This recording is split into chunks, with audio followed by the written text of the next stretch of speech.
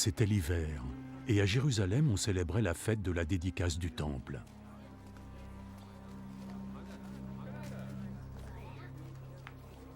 Jésus marchait dans le temple, sous le porche de Salomon, quand des gens se rassemblèrent autour de lui. Combien de temps encore nous garderas-tu dans l'incertitude? Dis-nous juste la vérité, est-ce toi le Messie? Je vous l'ai déjà dit, mais vous ne voulez pas me croire. Tout ce que j'accomplis au nom de mon Père témoigne en ma faveur. Mais vous ne voulez pas croire, puisque vous n'êtes pas mes brebis. Mes brebis, elles, écoutent ma voix. Je les connais et elles me suivent. Je leur donne la vie éternelle et elles ne mourront jamais. Personne ne pourra les éloigner de moi. Ce que mon Père m'a donné est plus grand et plus beau que tout. Et personne ne peut les soustraire à la protection du Père. Le Père et moi, nous ne sommes qu'un.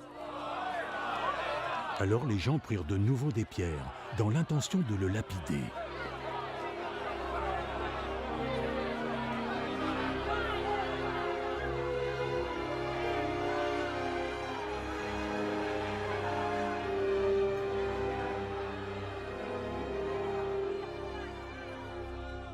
J'ai déjà accompli devant vous plusieurs bonnes actions que mon Père m'a demandé de faire. Pour laquelle de ces actions voulez-vous me lapider? Nous ne voulons pas te lapider à cause d'une action particulière, mais parce que tu viens de blasphémer. Tu es juste un homme, mais tu veux te faire passer pour un dieu.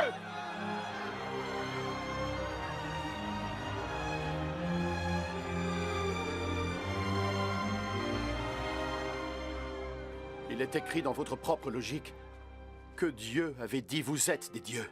Nous savons que ce qui est dans l'Écriture est une vérité éternelle. Et Dieu a appelé ces gens des dieux. Les gens à qui sa parole était adressée. Quant à moi, le Père m'a choisi et m'a envoyé dans le monde. Comment pouvez-vous alors m'accuser de blasphémer lorsque je vous dis que je suis le Fils de Dieu?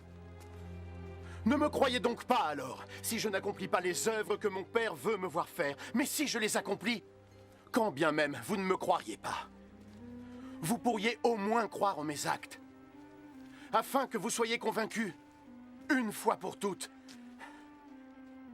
que le Père est en moi et que je suis dans le Père. Blasphème!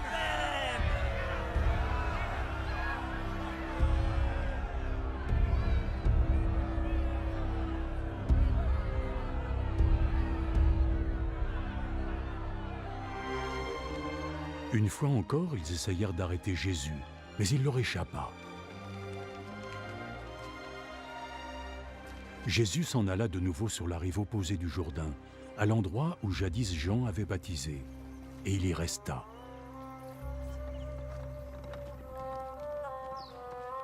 Beaucoup de gens vinrent à lui.